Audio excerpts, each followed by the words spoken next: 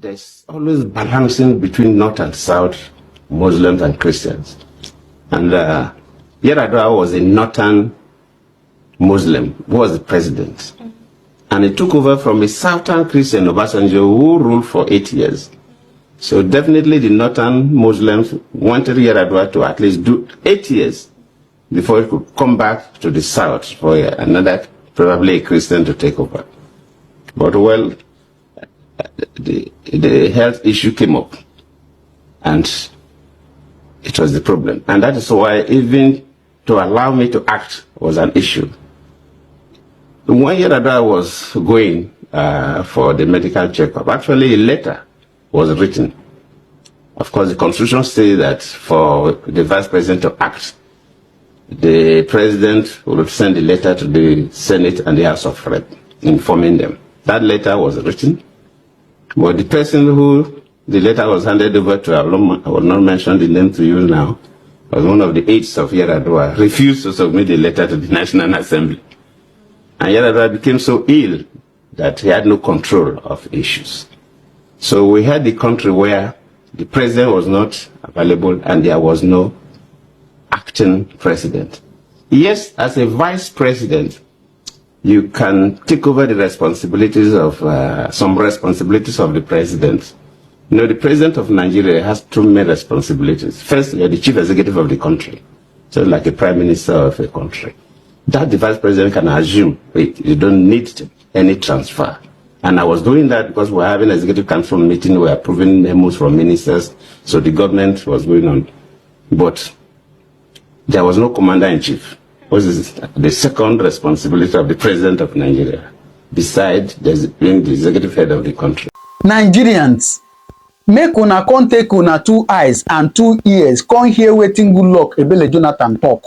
The former president of Nigeria, abeg, make una sit down, hear wetin this man talk. Did you know that during this man's tenure, according to him in this video, he said that some people were planning coup. They want to overthrow him. He had it and he stood still. Did you know that during this man's tenure, that 2015 general election, did you know that he said in this video, you're going to hear him say it, that the Obama was the president of America. Do you know that the Americans interfered in that election according to him? I'm going to allow you to watch it too. So, hey, Jesus. I tell people, you see, there are so many things that are happening in Nigeria that we are not even aware of. So many things, and most of them are not good things. I'm being honest to you. I'm being honest. I saw this video somewhere, and I saw some people's comments. Some people were saying, a leader is not supposed to be weak. A leader is supposed to be strong. A leader is supposed to take action. And thinking about it, it actually goes in 2 ways. Oh. Now I'm asking you watching this video. Is Goodluck Ebele Jonathan weak, or is he just passionate about the people he's leading? Please drop your comment on the comment section. Please think about it. Is it that he's weak, or is it that he's, passionate? He doesn't want to lose those that he's leading. But for now, and I'll still allow you now to watch the interview he granted a couple of days ago and hear what this man said. Please watch it, then you drop your comment on the comment section. Remember, if this is your first time coming across my video, please do well to subscribe to this channel, right? Thank you very much but for now, please watch this. When, of course, from the records, the oil exploration started in Nigeria, I think it's 1910 or 1911 or so, and the company that was to explore coal or whatever veered into oil.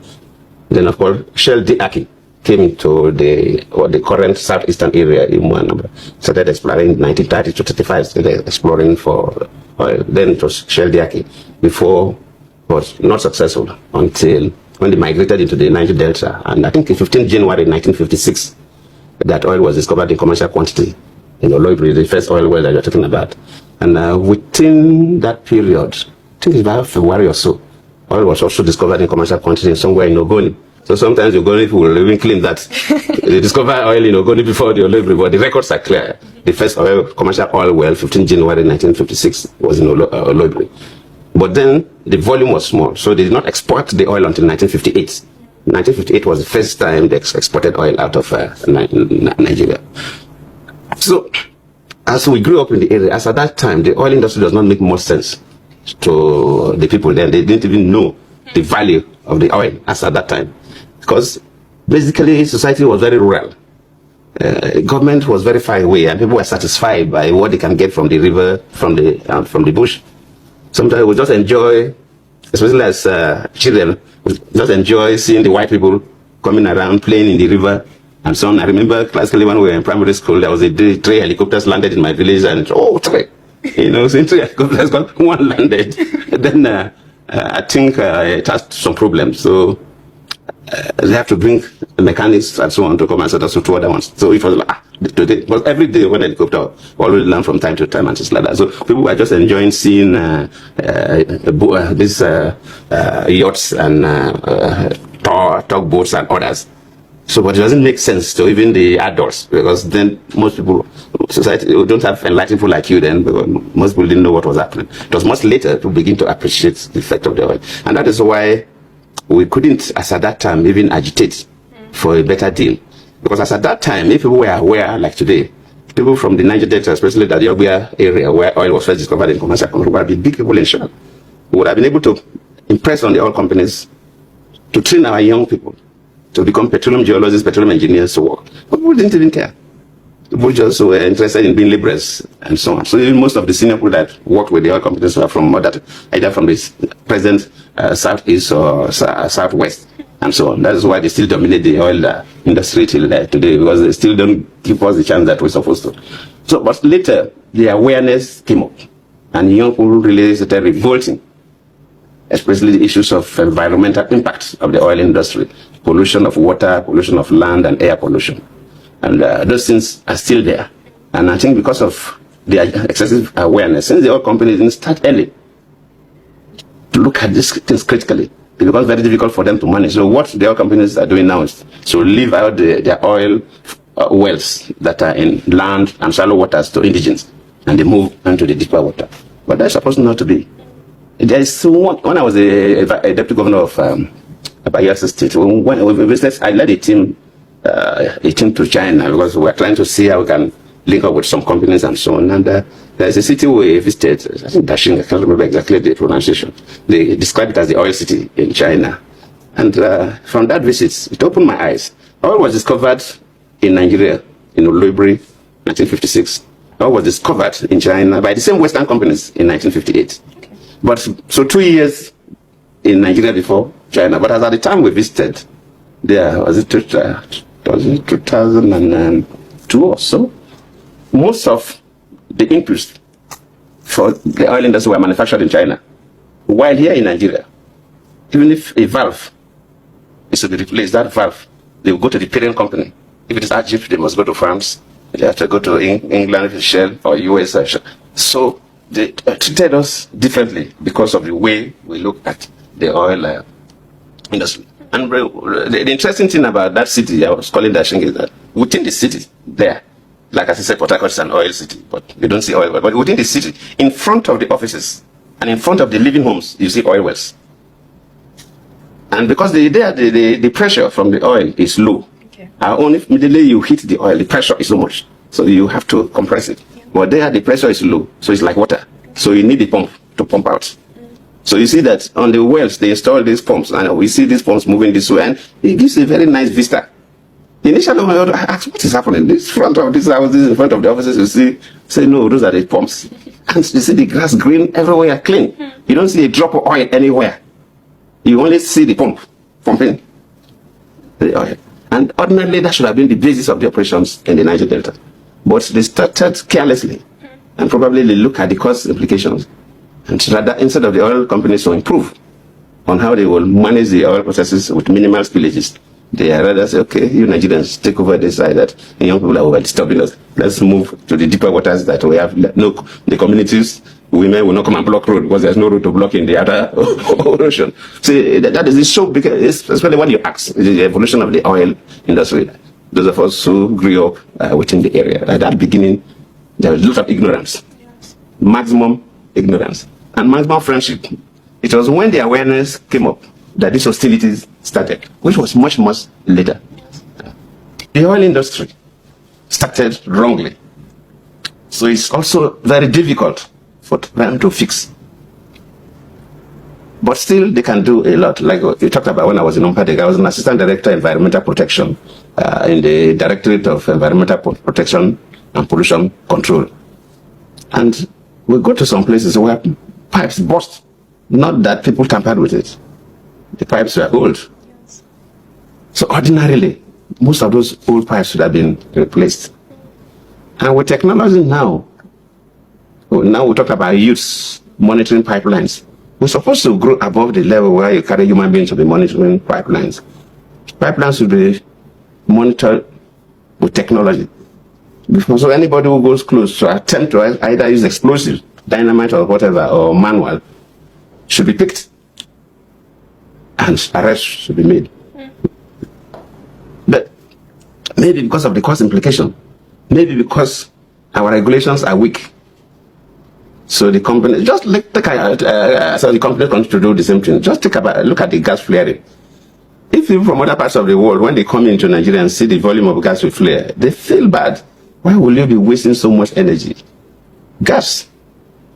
In fact, we know it's an associated gas, but you can scrub the gas and you get the clean gas out. And even use the condensate and refine it to get separate PMS, kerosene, and others. So people feel like, how will the country be burning their gas? So from day one, if the regulations were okay as at that time, you couldn't allow anybody to flare gas. That means that if you are coming to mine the oil, you have to drill that into it. But it was not done, and they already have their oil well scattered. So you place a little fine on it, and they look at the cost of building a plant to gather the gas, and they feel they're paying the fine. It's cheaper for the oil companies, so they continue to pay the fine.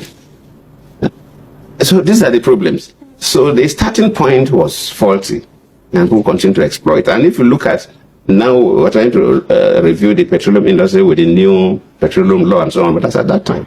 And as at the time those petroleum laws then were drafted, we had no petroleum engineers. How many petroleum engineers we had? How many petroleum lawyers, petroleum economists, petroleum geologists that we had that would even help us really frame laws that will bind the oil companies? I remember what Museveni, the president of Uganda, told me one time, I think when I was in office.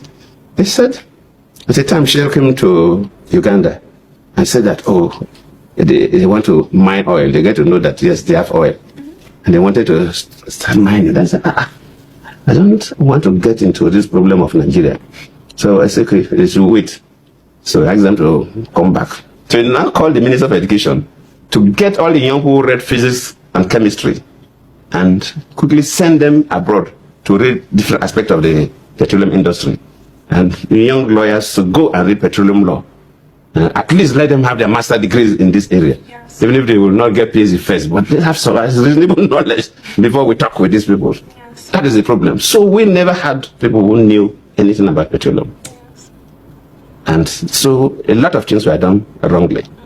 So the process of correction is quite challenging. Yes. Otherwise, how will the oil companies prefer to pay fine than to do the correcting? That means that the fine was probably 10% of what they will lose if they are to gather the gas. So these are the challenges of the Niger Delta, and that's why we still have these issues till today, these environmental issues till today. But today it is even more complex.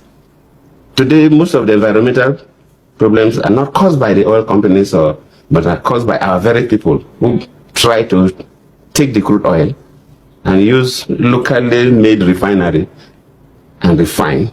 And if you go and take crude oil and use a local system to boil the crude oil, the only thing you can get is diesel.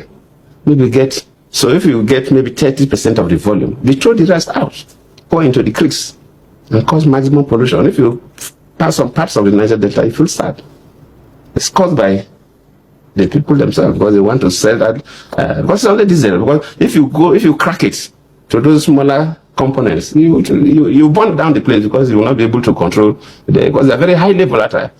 Diesel is not volatile, so that is the level. They crack it to the level of diesel and remove the diesel, which is just about 30% of the crude oil, and you pour the rest away. Maybe because some Americans had this group of Americans that predicted that Nigeria was going to disintegrate within that period. So whether people were working to ensure that their prediction manifest, I don't know. But there was a significant show of interest. American Secretary of State? Secretary of State don't visit country at the eve of elections traditionally because they want to keep away, even if they're interested, they don't want to be seen as directly manipulating the electoral process. But before the elections, America, the State House, sent for some northern governors to have a meeting in the US to discuss the Nigerian election. And of course, Nigerian election, you have North and South divide, Christian-Muslim divide. They invited the northern governors that are Muslims. The Christians were not invited to the US. And the Secretary of State came directly to the country to have various meetings. I don't see as a president of Nigeria for me to engage with America for a fight. It was not going to be necessary. It will affect my citizens and so on. So, but we saw the significant external interest, and you saw what was happening in the country. I wouldn't want to go further than this. Maybe when I publish my biography, I'll go a little more than this. There are certain things that were happening. So, of course, you will know the results long time before it will be announced, even before it will be brought to the center for that you already know.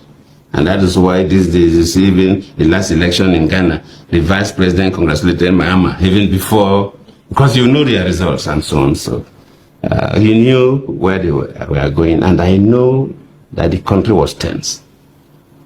I know, maybe because of the statements made by Buhari himself when he said both the baboon and the dog will be soaked in blood. So young people were kind of mobilized to the level of frenzy to cause maximum violence if people don't get what they want. People were announcing, okay, they will run a parallel government and so on. But those doesn't bother me. But since I was the president of the country, and I also know that even in the Niger Delta, people were also ready to fight back, even though there are not many. But I know they could cause maximum damage, because if the Niger Delta people are going to fight, instead of fight, they will not fight human beings, they will fight oil installations. And it will cause maximum damage to the country, which I don't think it was. So from within that period, a lot of things were going through my head. They process so many things per second. And until you are into that kind of a situation, then you know how many things get through your brain every second. And I reflected back. As a president, I worked with a very strong economic team. People like Ngozi, who was the finance minister and the coordinating minister of the economy, Aganga, who was the trade and investment minister, the Dr. who was doing very well in agriculture. So we have done very well. We encourage people to come and invest in the country. And Nigeria was the number one country for foreign direct investment in Africa then. And our economy was. So when I have encouraged people, in most cases when Aganga make arrangements, when we travel, I used to address investors before I hand over to him. So my face was seen as the face driving the economy of the country.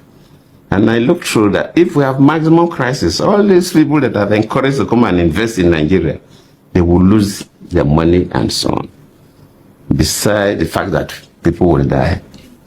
In fact, I had in a good authority how so many houses in Abuja would have been burnt if things have gone a particular way. But even if I had won the election genuinely, yes, I had no problem. But since they manipulated the process and they are announcing figures that I was the president of the country, I'm not the one to doubt the result of INEC that appointed the people.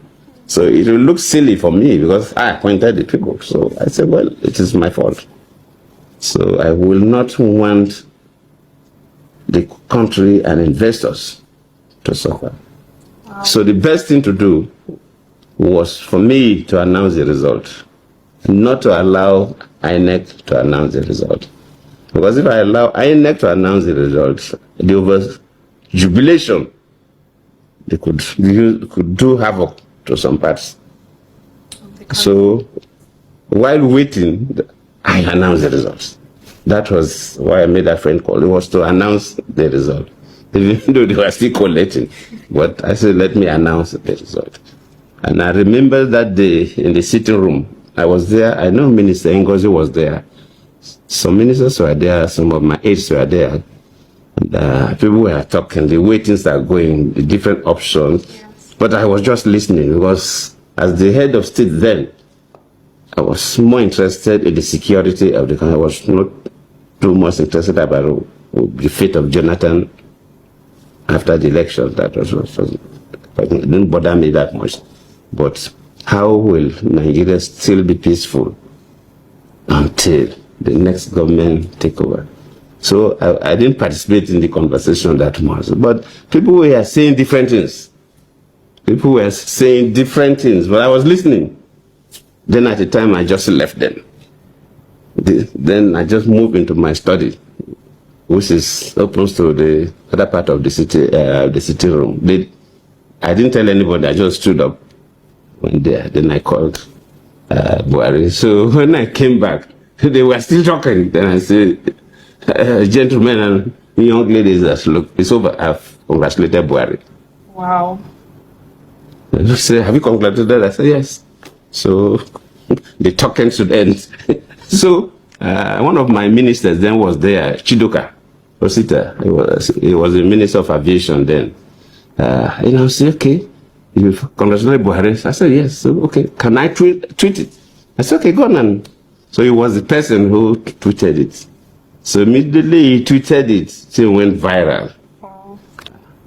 Then, of course, so I announced the result. And it was better for me that I took the responsibility of announcing the result to make sure that nobody should do excessive celebration. So that's what happened, my young lady. All right. So you have seen it. Wahala. Please do well to drop your comment on the comment section what you think, all right? I'll see you in my next video. Thank you very much, and God bless you.